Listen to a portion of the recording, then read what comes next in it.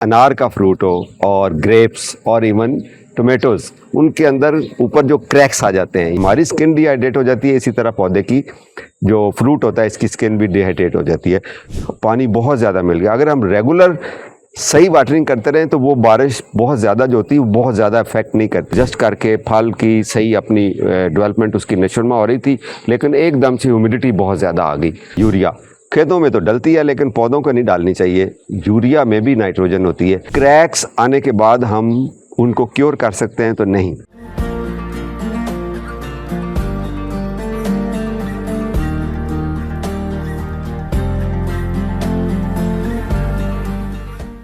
अस्सलाम वालेकुम दोस्तों, मैं हूं आपका जावेद इकबाल।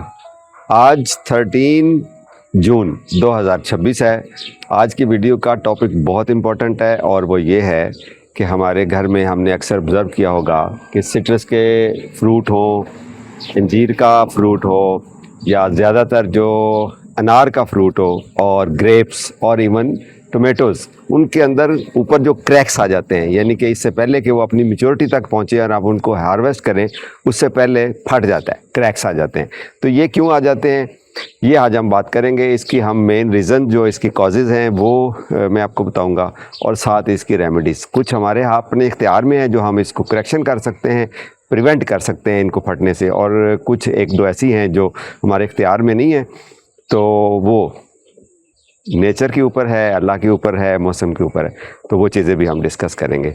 तो सबसे पहली बात तो कि ये फटता क्यों है। देखें, जब पौधे की ग्रोथ हो रही होती है ना, फ्रूट की पौधे के ऊपर, तो इसके अंदर दो चीज़ें हैं। एक इसका जो स्किन है वो डेवलप हो रही है और वो फ्लेक्सिबल होती है, और इसके अंदर है पल्प, यानी कि जो चीज़ा जो गुदा होता है इसका वो खाते हैं पल्प। और जो इसका स्किन है ये ग्रेजुअली और मुनासिब और मुतनासिब जो आपस में कोऑर्डिनेशन के साथ ये बढ़ रही होती हैं। फ़र्ज़ किया कि अंदर से गुदा छोटा रह जाए और स्किन जो है वो बड़ी हो जाए या मोटी हो जाए या वो फ्रेश हो जाए ज़्यादा, यानी कि उसके ऊपर फोकस आ जाए, तो आप देखेंगे कि अंदर जो इसका पल्प है वो छोटा रह जाता है। बाज़ का हम सिट्रस के अंदर भी ये चीज़ देखते हैं। और जो अंदर वाला गुदा है वो वाटरी नहीं होगा और पल्पी नहीं होगा। दूसरा जो हम बात करेंगे वो क्रैक है। वो क्रैक ये है कि जो अंदर वाला पल्प है उसको बूस्ट मिल जाए, यानी कि उसकी ग्रोथ ज़्यादा हो जाए, और जो स्किन है उसके या ड्राई हो जाए या फिर वो बारीक रह जाए या डिहाइड्रेट हो जाए, और वो इक्वली ग्रो ना करे और पल्प धिक्का लगा के उसको फाड़ दे। ये है बेसिकली रीज़न।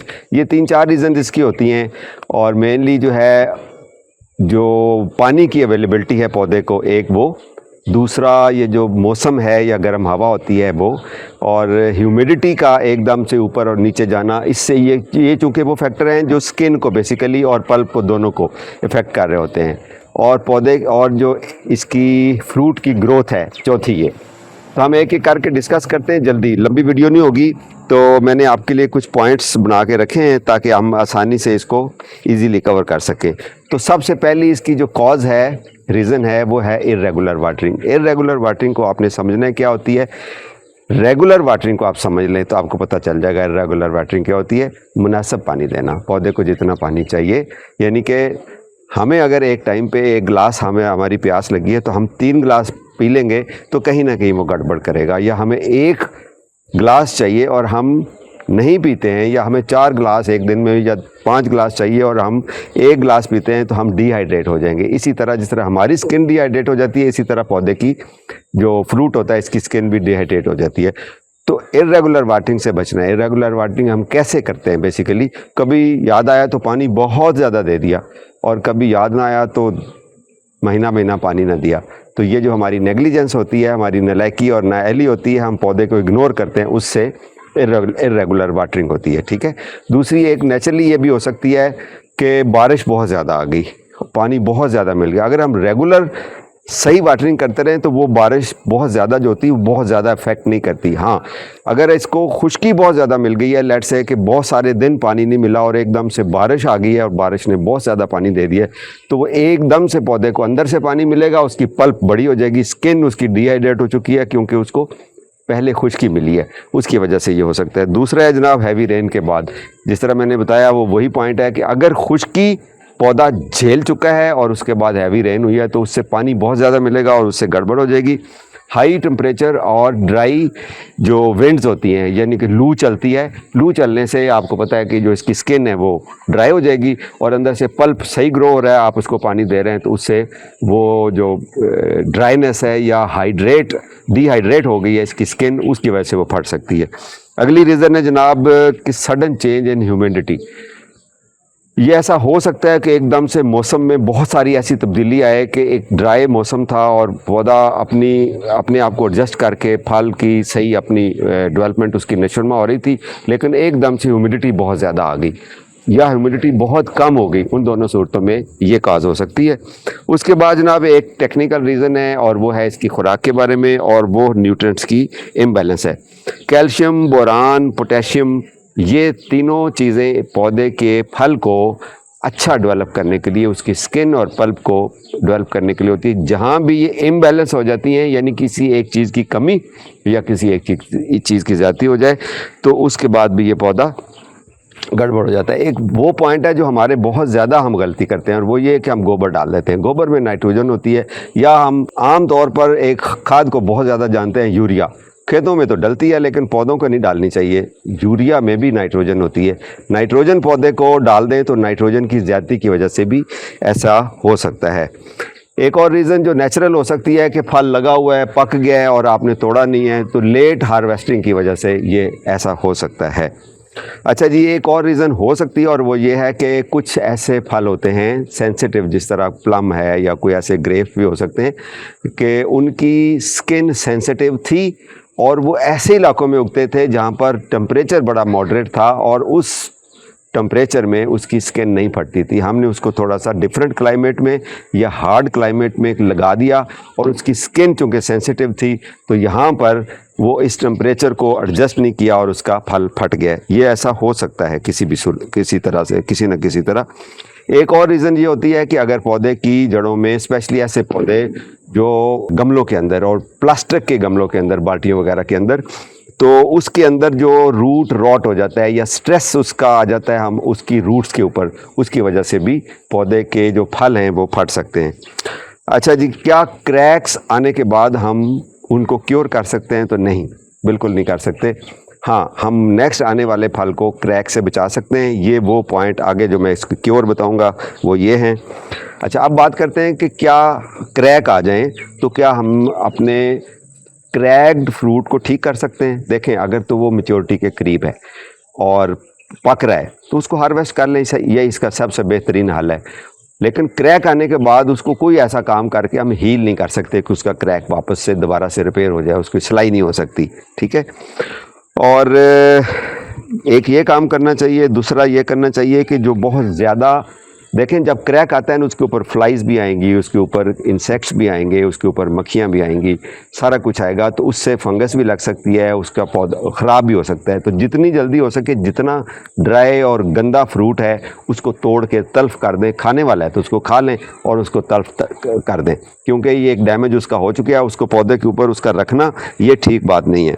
ये रेमेडीज़ की हम बात कर रहे हैं तो करेक्ट करें जनाब उसकी वाटरिंग की रूटीन को, उसको रेगुलर वाटरिंग करें और फिर जो आपका फ्रूट रह गया है, जो बच गया है, उसको तसल्ली से चेक करें। कोई ख़राब फ्रूट है तो उसको निकाल दें और अगर सही है तो उसका बाकी सारा मसला करें। एक बड़ी ज़रूरी चीज़ है, देखें जब फ्रूट का क्रैक आता है तो वो एक्सपोज हो जाता है, अंदर वाला जो पल्प होता है वो मीठा होता है, उसके ऊपर इंसेक्ट्स और फ्लाई जिस तरह मैंने बताया वो आती है। तो हमने क्या करना है कि इसके पूरे एरिया को क्लीन करना है, साफ़ सुथरा रखें, एरिया की सफाई करें, पौधे की सफाई करें, ड्राई और गंदा फ्रूट उतारें और पत्ते शत्ते उतारें जो गंदे हो गए हैं, जो ख़राब हो गए, ताकि मक्खियाँ कम से कम आएँ। ज़्यादा मक्खियाँ आएंगी तो जल्दी ख़राब हो जाएगा। एरिया का क्लीन करना भी बहुत ज़रूरी है। अच्छा जी, फिर हम ये भी कर सकते हैं कि हम ये सोचें कि ये किसी बीमारी की वजह से और फंजीसाइड हम इसके ऊपर स्प्रे कर दें कि फंगस तो लग रही है, नज़र आ रही है, तो हम फंजीसाइड की वजह से उसको, इस क्रैक की वजह से उसको फंजीसाइड स्प्रे करें तो फ्रूट जब बंद होता है तो उसके ऊपर जो स्किन होती है ये इसकी प्रोटेक्शन करती है, पल्प तक जो जहर होता है वो नहीं जाता। फंजीसाइड भी नॉर्मली जहर ही होता है, पॉइजन ही होता है या केमिकल होता है जो ऐसा जो हम नहीं खा सकते, खाने वाला नहीं होता, तो वो डायरेक्ट पौधे के फ्रूट के अंदर चला जाएगा। तो वो आपने अवॉइड करना है। फंजीसाइड आपने बिल्कुल भी आपने नहीं करनी।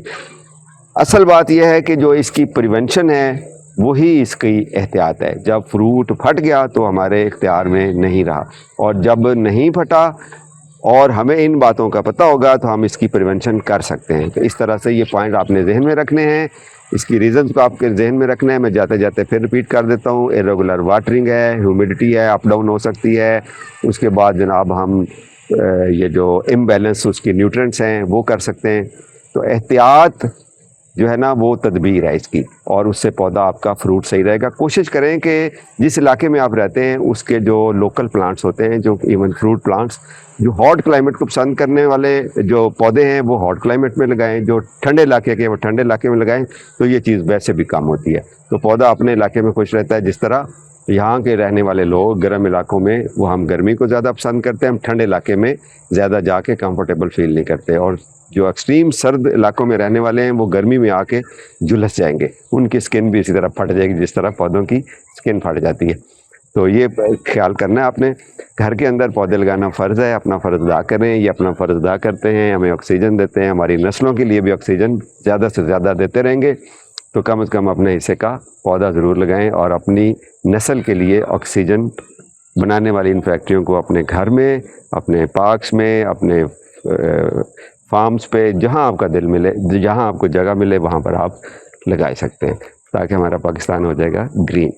अपना ख्याल रखिए। Happy gardening.